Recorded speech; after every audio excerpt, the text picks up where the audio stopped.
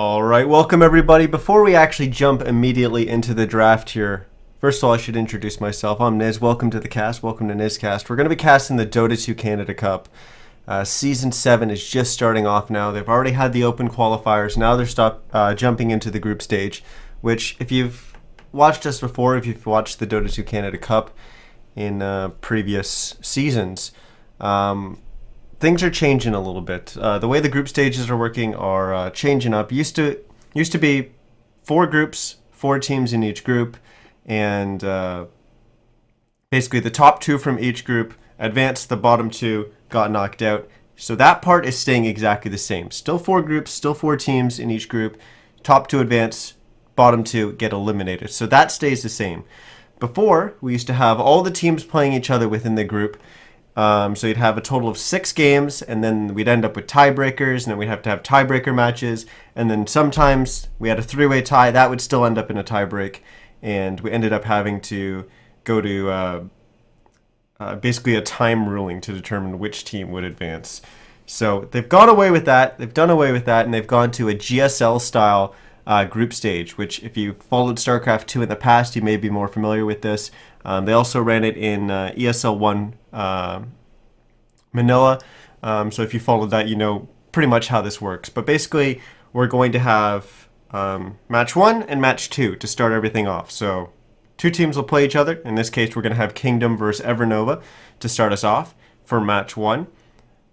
Then match 2 is going to be Complexity versus Lucchini, the other 2 teams in the group. So after our first 2 matches tonight, we'll have all 4 teams will have played. Now, the winners of both those matches will then play each other. The winner of that automatically advances. The loser will then play a little bit later.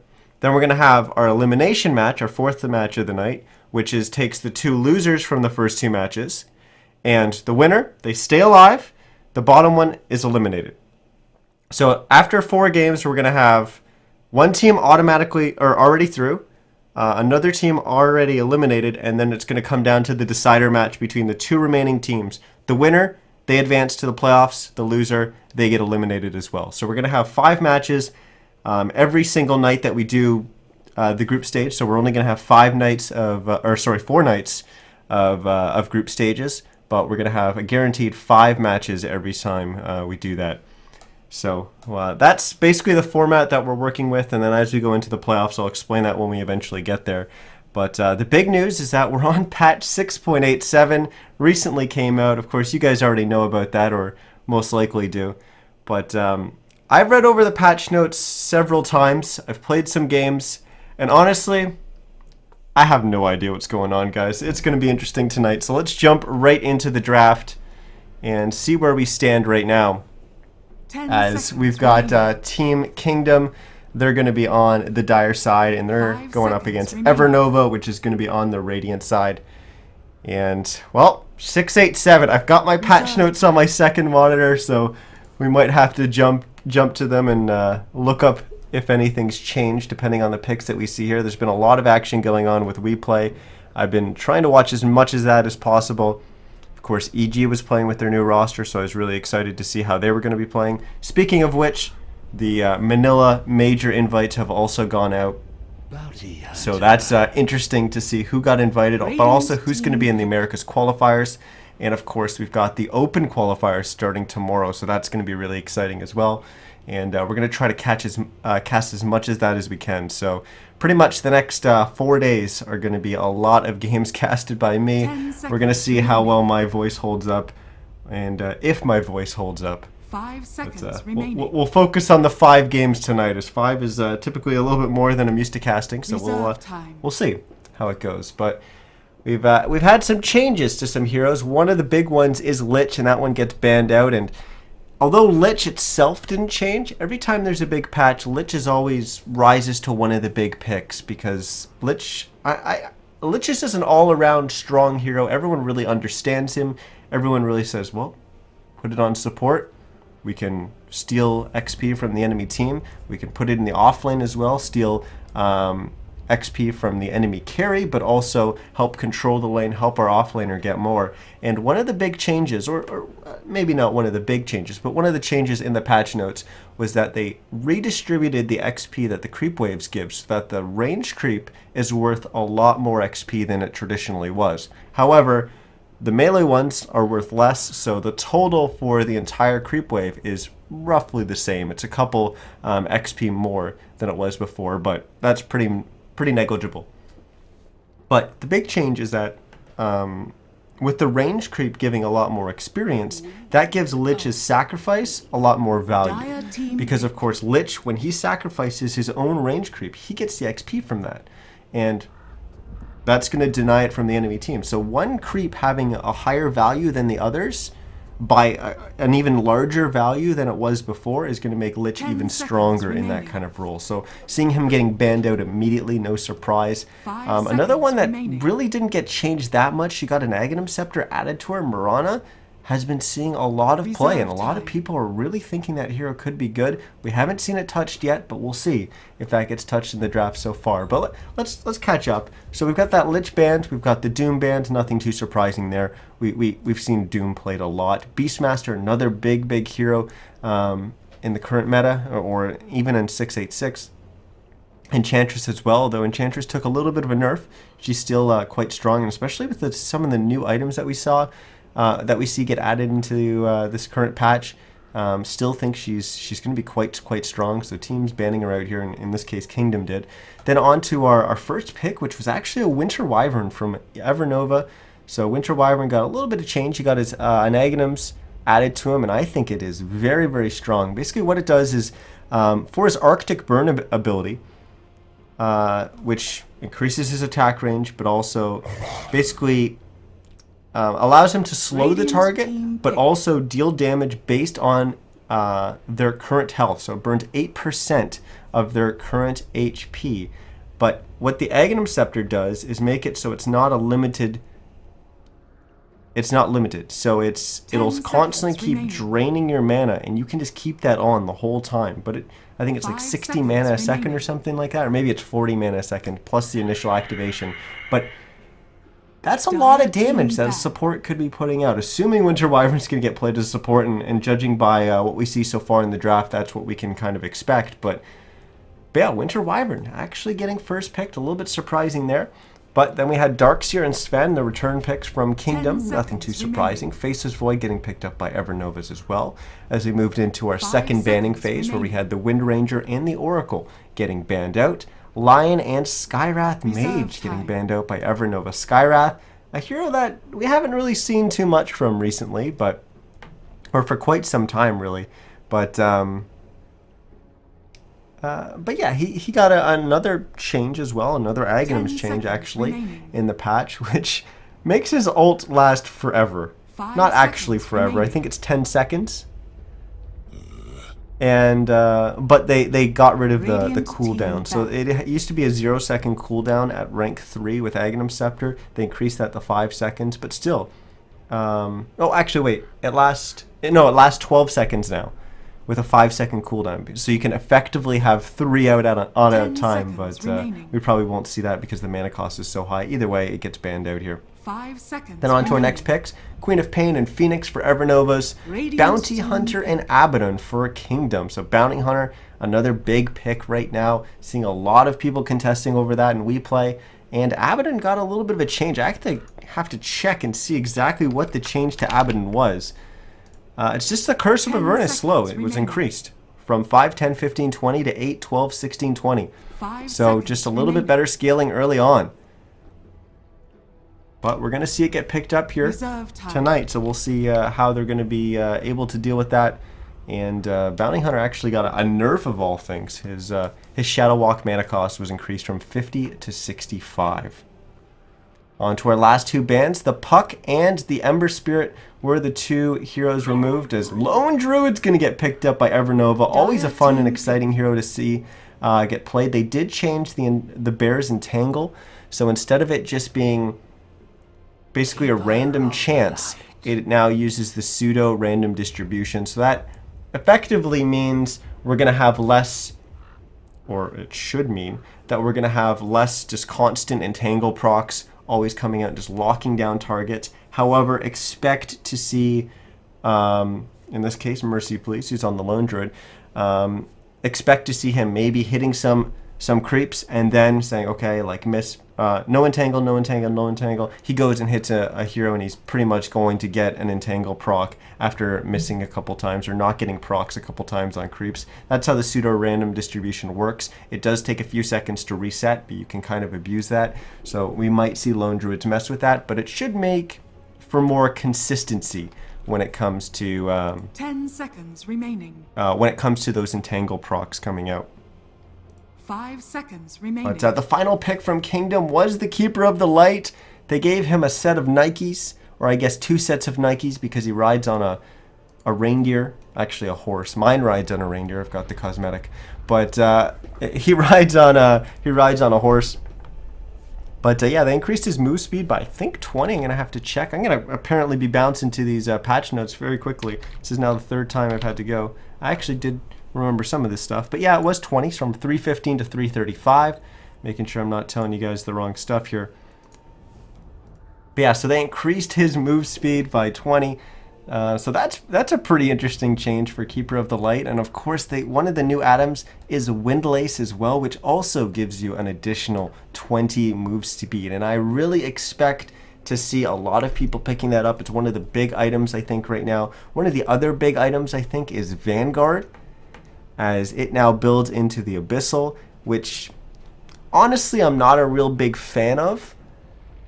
That Dota's gone this route of taking Vanguard, which used to be a more, I mean, it's a mid-game item, but more like early/mid-game oriented item that comes with a cost, right? So you're strong at that early and mid-game portion of the game, but then it becomes almost effectively a dead item as the game goes on. So there's a trade-off of whether or not you really wanted to go for that Vanguard. But now they made it so you can get Vanguard. You can have its advantages in the early and mid-game, but late game, it'll even transition into a late-game item that's even stronger. So I'm not really sure if I like that change, but it is a change nonetheless, and it will put a lot more value on the Vanguard. But there's a lot of new items. One of the other big things, I think, is the fact that we've got so many of these good value, cheap items that we might actually see some supports and other heroes kind of struggling. Pretty much everyone's going to have their inventories always full. But before we get into talking too much about that, let's introduce our teams and our players. On our Radiant side is going to be Evernovas. We've got Derp playing the Winter Wyvern. Mercy Please is going to be on the Lone Druid. We've got Let Me Go is going to be playing the Queen of Pain. Schwan is going to be on the Phoenix. And Ho-OK is going to be on the Faceless Void. As for our Dire side, we're going to have Kingdom. We've got Ja playing the Keeper of the Light. We've got 747 playing the Abaddon. We've got Zizzy on the Sven. And then the 2 ex-Leviathan boys, we got Jenkins on the Darkshear, and Nusham is going to be playing the Bounty Hunter. As for any new items that we see anyone picking up, so far, no. Nothing new from anyone yet. Just our kind of typical starting items. We do have one thing to note. We've got Dust of Appearance immediately picked up by Schwan here. So this Bounty Hunter played by Nusham may have to be careful here as he's running right into the enemy team. We're going to have a battle for the bottom Bounty Rune immediately off the start. Keep in mind, no XP awarded for those Bounty Runes, or for the initial Bounty Runes that go at just gold. But looks like both teams have split that, but a lot of action still going on here. Sven Stun gonna fly in, stun up the Phoenix. As Schwan's in trouble, he drops down to 50 HP. He's gonna pop his Fairy Fire. As he'll actually go down there, as he could have maybe taken one of the new terrain changes, that ramp, but ended up just turning around and dying out there, as maybe he just kind of tried to turn around and go for a kill with his teammates, but it didn't exactly work out for him. Either way, we're gonna have First Blood going to Kingdom, as Abaddon 747 getting the kill there, as he went down shortly after. But now Nusham has gotten some good harass damage in, but now they're going to look to get some revenge here, as he's going to drop down to 130 HP from that beam from Schwan. But it's not going to be enough to bring down the Bounty Hunter, as now Nusham will start moving towards the mid lane. as he's actually just purchased some items, and he maybe is considering dying to the creep wave, or to the neutral creeps there, and taking the fast trip back to the fountain so he didn't have to use his regen. But no, he actually moves to a different camp and dies instead. So our second death of the game for Team Kingdom, but that one doesn't really count, as it's really just Nusham being a little bit more efficient, as he'll respawn and move towards the mid lane. As he'll go in, get a little bit of harassing on Let Me Go, and he can tell immediately by the positioning of that Queen of Pain that there's no Observer Ward, or no Sentry Ward in the mid lane just yet, but we probably expect Evernovas to place one there, and we'll have a kind of standard battle of Sentry Ward vision in the mid lane, trying to protect your mid laner, but also to try and keep Bounty Hunter's value up, as we actually have 2 Observer Wards devoted to that mid lane. So Kingdom putting a lot of value on their Sven in the mid lane and trying to get him a good start against this Queen of Pain. And I guess I should introduce our lanes, something I normally do that I've kind of skipped over because we had so much action. But we've got Sven going up against Queen of Pain in the mid lane, and we expect the Bounty Hunter to be roaming around. But here comes the Phoenix and the Winter Wyverns. They're going to come in, and there goes that Sven. So Kingdom trying so hard to protect him with the double Observer Wards, but not going to be enough. And Nusham looks like he's going to take a fall as well, as Evernova is off to a pretty damn good start here. 3 kills to 1, as nice rotation from Derp and Schwan, as they'll probably start making their way back towards the bottom lane, where they're kind of been laning with Lone Druid, but you can expect to kind of leave him alone by himself a little bit. But he's going up against this duo lane of Abaddon, Keeper of the Light. And that leaves us in the top lane with an off lane, or traditionally off lane Darkseer, that's now safe lane solo, going up against a Faceless Void. And to me, that looks like it's going to be a pretty Darkseer favored lane, but so far the last hits are actually in favor of the Faceless Void. But we'll see how that lane pans out, and how Jenkins is going to be able to do on that Darkseer. Looks like Schwann's actually going to stay in the mid lane, keep trying to protect his Queen of Pain here. But here comes Nusham once again. As he knows the courier is going to be coming. He's going to go for a snipe here, but it's going to fly over the trees. Unfortunately, Nusham's not going to be able to go for it there. But item delivered, as Schwan comes swooping on in, as they're going to go on Zizzy, and the Sven's going to take a fall once again. He will be able to toss a stun out first, but it just brings Schwan down to 217 HP. So not going to be able to get the kill there. But now they've actually decided to send Jenkins towards the mid lane. So they're going to start rotating their lanes around here, keep the Darkseer in the mid lane, and maybe put the Sven in the safe lane, make it a little bit easier for them to protect him. But you have to keep in mind that both their Observer Wards were used in the mid lane, although they have lost one to a Sentry. Schwan trying to, using the Moonbeam there, he's going to try to jump towards Ja, but mainly back to his team, as Mercy Please is now going to get harassed back by 747. As Kingdom, although they've got kind of good position here in the bottom lane, and they've got a lot of control of the bottom lane, it's been the complete opposite story in the mid lane.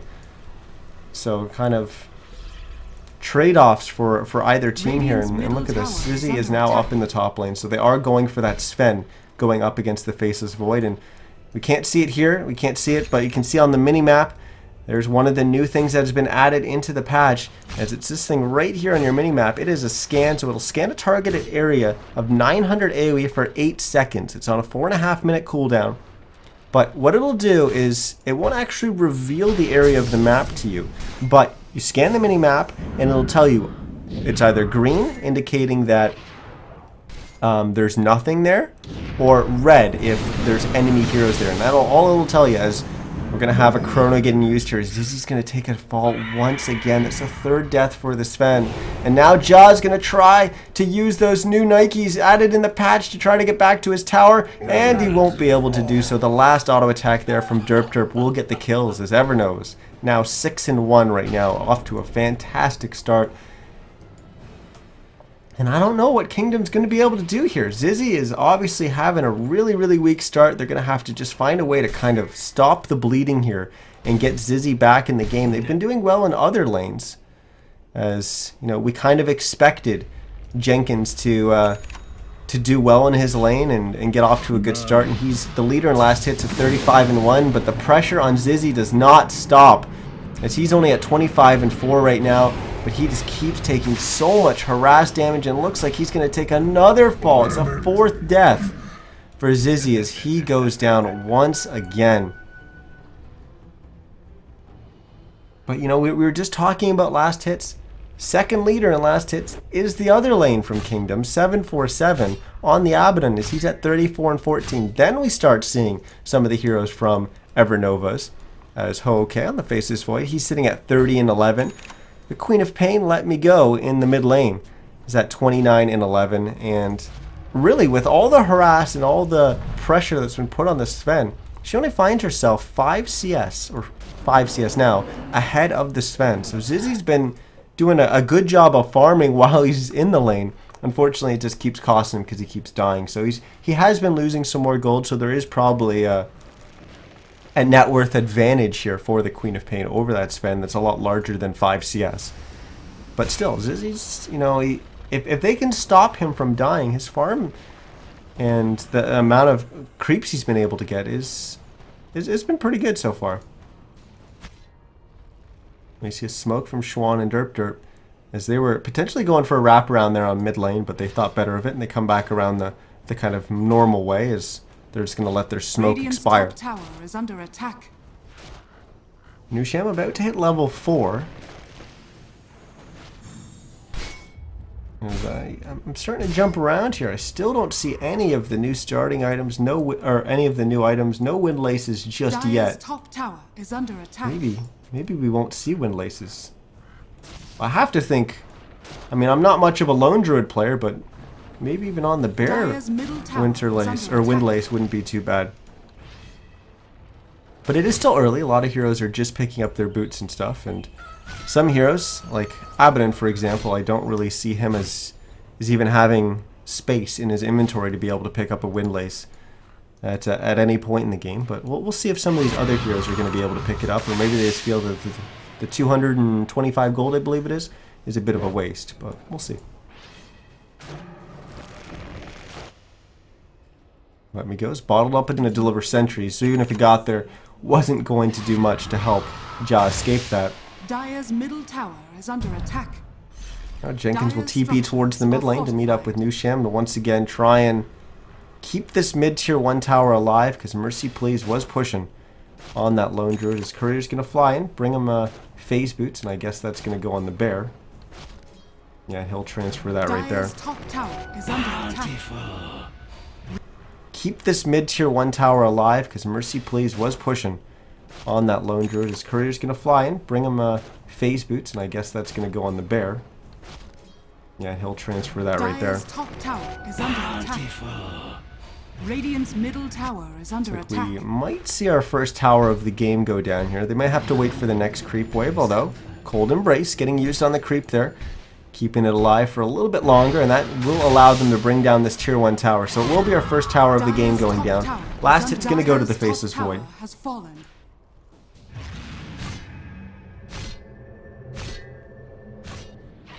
Okay, he's now going to TP down towards the bottom lane. Not sure if they saw that. I don't think he would have been in range, but now he just walked up to the creep wave anyways. And now Zizzy and Nusham, they're unsure. Zizzy starts moving away. But it's going to be Evernovas that are going to go for the aggressive players. They're going to go on 747 here as he's going to pop Borrowed Time.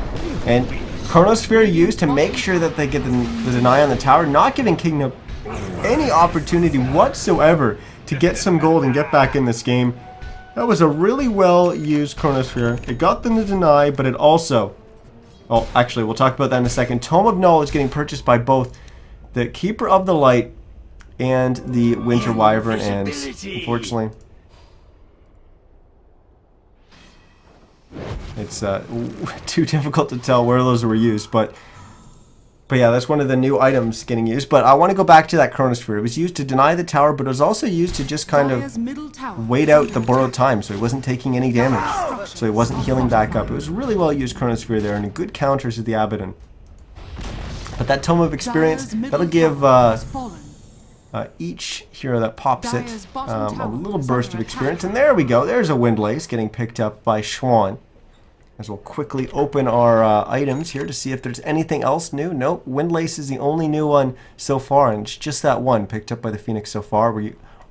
Do look like we have Vlad's completed by both the Abaddon and the Faceless Void. So those are the first big items getting completed. And also a mech has been completed by Jenkins. As we'll jump on over to our net worth, and wow, already Evernova's 4,000 gold ahead right now, and XP just about 2,500, but still quite significant this early on in the game. As we'll switch over to the net worth in the top left as well. We can see that Queen of Pain, well, her creep stats weren't exactly the most impressive, and pretty comparable to the Sven at one point, but there's a big discrepancy between that Queen of Pain and the Sven, as Quap sitting at 5,100 net worth, and Sven all the way down at 2,900. In fact, the less wealthy of the cores. As one of the scans getting used here from the Radiant side, as Evernovas do know that there is a hero here, because it was red. Haste! There's Jaw. They don't know who was there, but they do know that that there was a hero there. So they were maybe thinking that they were clearing a stack that had been getting stacked by Jaw. But they don't know that for certain, as Evernovas. They're in the dire jungle here. Will they find anyone from Kingdom? Zizzy was close by again, and you have to start feeling for Zizzy here. He's just found his way back in the game as another scan getting used. Here, this one's obviously the dire side, using the scan indicating that there are Evernova's heroes in their jungle. And Zizzy still living life on the edge here, playing it safe as he can, while farming his jungle when there's enemy heroes there, trying to position himself as far away as he can from them. But now they've shown in the top lane, so he knows that he's certainly safe, and he's going to go for a cut of the creep wave, but it's not going to keep his tier 2 tower alive, as that's going to go down to the lone druid. Meanwhile, Kingdom's taken an aggressive stance in the opposing team's jungle, as they're started farming up here, but also pushing in the bottom lane, as 747's been there. And now Ho-Okay is going to rotate down and try and prevent them from continually putting pressure on this tier 2 tower, and just with that Faceless Void, 747's going to back away.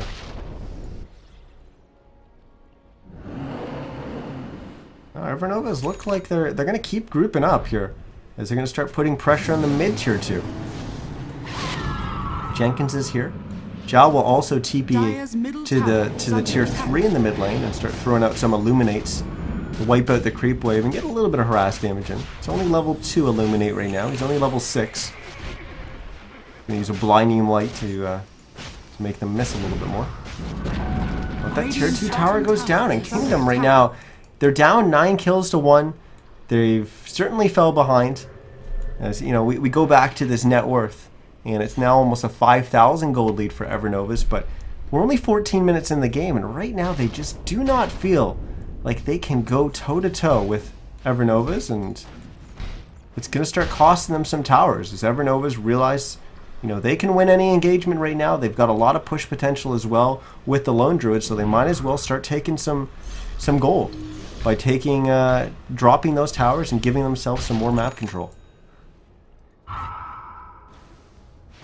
Got a Yule Scepter completed by the Queen of Pain here. We've got Zizzy, just a Helm of the Dominator so far. We've got a Yasha, and looks like it's going to be complete S and Y for 747. As he's working on completing that. We've got a point booster picked up by the Keeper of the Light. Just a headdress right now for the Winter Wyvern. I imagine that's going to work towards a mech, because typically we'd actually see the Phoenix pick up the mech, but he's just gone for his Tranquils and his Windlace, but he is sitting on 1,600 gold right now.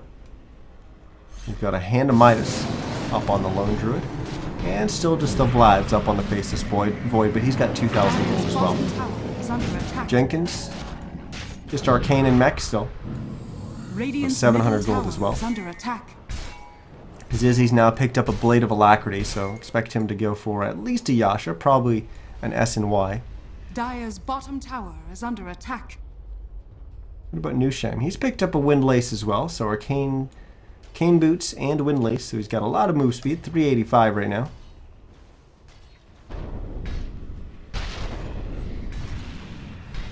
Man, it feels so much scarier doing that that ancient creep camp with this ramping there. As we're going to see Ho-Okay test it out, making sure that those steps work. Indeed they do, as he goes down and then back up them. As we kind of expect Evernova's, because they're grouping here in the bottom lane, to go for that push on this bottom tier 1 tower, but they haven't gone just yet. NizCast actually cut their wave a little bit there. He didn't deal any damage, but he distracted the creeps for a bit before going invis. We've got this deep observer ward. Dire's bottom tower. There's actually both teams going with fairly deep observer wards. You see a line of 3 of them here by Kingdom across the Radiant side of things, and a little bit more of a crooked line coming up from Evernova's. Definitely a more vertical line, as they also have 3 rather aggressively placed observer wards, and that's what I like to see. You know, Evernova's, they feel like they've got control of the game, so they want to push out on their observer wards and they want to take control of the map. However, Kingdom, although they don't feel like they've got a strong stranglehold on the game, they feel a little bit behind right now. They're still not sitting back and saying, okay, let's place our observer wards close to our base and try to protect ourselves as much as possible. No, they want to push those observer wards out as far as they can and see where Evernovas are rotating, and that'll also help them farm a little bit more aggressively as they completely miss a kill. As Jaw's going to go down there, Jenkins going to fall as well, as they jumped on in there with the Chronosphere and the Scream of Pain. Radiant's top tower is under attack. As they find 2 targets there, and they just get the tier 2. They're not going to keep pushing for the tier 3. They're going to back away. I don't really see them going for, maybe I'm wrong. Maybe they are going to go for Roche here. 18 seconds before the Dark shows up.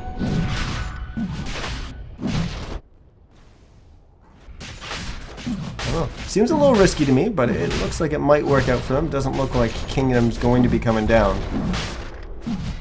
NizCast's close by, but oh, scan getting used now. Expect that to be the Evernovas using that to see if there's any heroes from Kingdom rotating on in. One of the things about that scan is when Evernovas use it, Kingdom doesn't know. And when Kingdom uses it, Evernovas don't know. So they won't be able to see that. They won't be able to see if they've been scanned or anything like that. But certainly Kingdom knows what's going on here, as Jaw's constantly throwing Illuminates into Roche Pit here, trying to do as much damage as he can.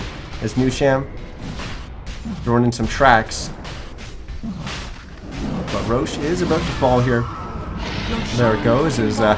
Wow, Ja actually gets the kill on Roche there, so it actually will display as a snatch of the Aegis by the Queen of Pain. But of course that was Evernova's killing Roche. It was just more so Ja stealing the last hit on Roche there, so gets a little bit of gold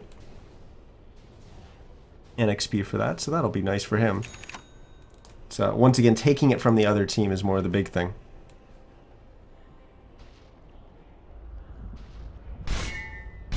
But we'll check back in on Zizzy as he's got his S and Y, and they're 1,400 gold as well, as he's trying to desperately crawl and claw himself back in this game. 747, kind of the bigger one of the two. He's got the S and Y almost completed as well. In fact, he does. He's got all the components there. Just needs to deliver it with the courier. Jenkins still just sitting on that 1,900 gold. Hasn't purchased anything since his mech. NizCast, likewise as well, 750 gold on hand.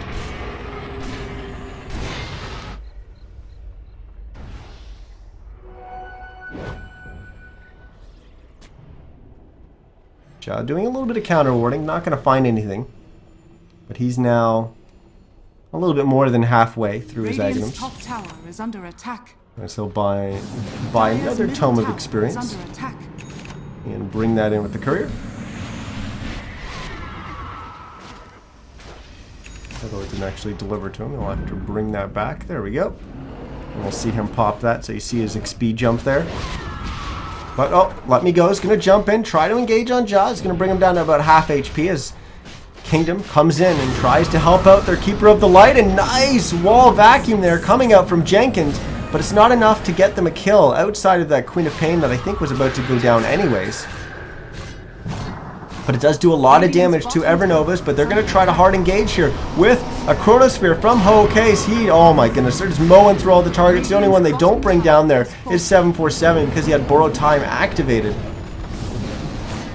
But I'm not sure if Kingdom's going to be able to hold their racks here, as the melee rack's about to fall, but here comes Zizzy. He's going to try to come in and defend here. He gets a stun. It's actually going to hit 2, as the initial target was Let Me Go, but it bounces and splashes to Derp Derp, as the Shuriken toss will actually bounce to Let Me Go and get the kill there.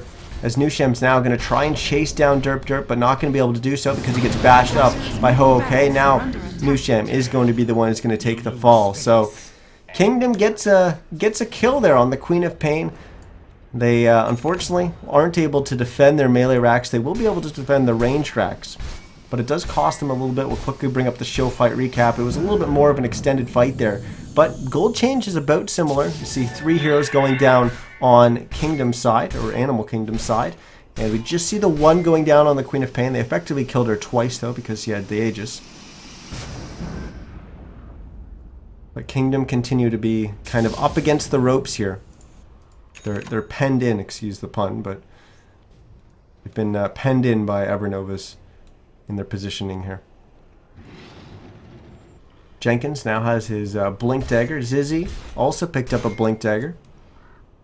Nusham still hasn't spent that gold. 747 has completed that S&Y, but sitting on her 2,400. Yeah, I got a little bit of gold with everything that went down in the mid lane there.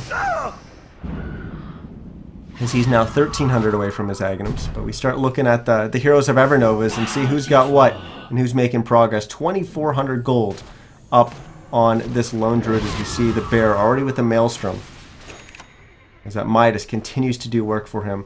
We've got the Yules that we saw earlier, but also Aghanim Scepter completed by Let Me Go. He's up to another 1,100 gold. Schwand picked up a Midas, but also added on a point booster. Derp Derp's completed that mech. And last but not least, our Faceless Void here. He's got his Blink Dagger. He's got a Yasha as well. So now he's enhanced his mobility so he can get better and better Chronospheres off. But now he's starting to add on a little bit of damage as well. His Ja trying to aggressively farm here in the bottom lane, as now he's going to start coming down, trying to help out Zizzy, because Evernovas are on him once again, as Zizzy's going to try to run away. Chronosphere being used above on Ja, as Zizzy will now find himself in a supernova. He's going to go down. How is Ja doing? Not well at all, as Ho-Ok is going to get the kill there. So both kills going the way of Evernovas, as Kingdom continues to struggle here. 16-2 are our hero kills, and we'll bring up not our items. We're going to bring up our net worth there, as it's actually still somewhat even, somewhat close to 0, and honestly, that's not as bad as I imagined this game of going. Based on how it went early on, it looked like Evernovas was going to take it and just hit the ground running, but Kingdom's managed to stay relatively close. Only about a 6,000 gold lead for Evernova so far. XP actually in favor of Kingdom right now. But XP's not going to matter if you've got no base left, as Jenkins jumps in. Wall Vacuum, unfortunately, not going to be the best one. Just going to hit the Lone Druid there, as it's just a Lone Druid illusion going. But 747 going to jump on forward. They're going to keep chasing here. Kingdom feels like this is an advantage, and they're going to go for it, and I definitely think that they're right to do so, as they're going to get a kill, and it's going to be on the Lone Druid. Perfect for them. Really, really high value target for them. They're going to keep searching. They're going to see if there's anyone else still running away. Of course, we can cheat because we're the observer. We can't see anyone even remotely close from Evernovas. The closest is Ho-Ok, who's basically a full lane away. But Kingdom will continue to march down this bottom lane. They want to go and maybe even force out a buyback. No, they can't do so. They're actually going to back away here, but they want to get as much farming in as they could. As the pings are coming out, they're going to go for this tier 1 tower. And Derp Derp's back in at the wrong time. It pops his Arctic Burn as he tries to fly up onto the high ground. He will be able to do so, but he did take a little bit of damage there as that tier 1 tower does go down. Ho-Ok jumps on in. He wants to chrono, but he's still on cooldown for another 3 seconds. He'll keep chasing. Will he be able to catch Zizzy here? As he jumps forward, and oh, Zizzy with the Blink Dagger. Quick fingers from him, as he'll dodge that Chronosphere. Good play there from the Sven. Oh, another new item getting picked up. Lone Druid has now picked up The sabers, we'll take a quick look at that in a second. There we go. So it's the Echo Saber, basically causes melee attacks to attack twice in quick succession. The double attacks apply a 0.6 second, 100% movement, and attack speed slow on each strike. So it gives you int, strength, attack speed, damage, and a little bit of mana regen as well. One thing to note about this, if you are using effect, of course Lone Druid doesn't really have that, but if you're using an effect that basically your next auto attack hits really, really hard or anything like that, the second attack won't benefit from that. So it won't take the initial hit and say, okay, it's going to hit for 200. It normally hits for 100. It's going to hit for 200. Your next attack won't also hit for 200. It does actually factor that in. So it was kind of set up properly by Valve, so kudos to them. But Echo Saber is certainly interesting.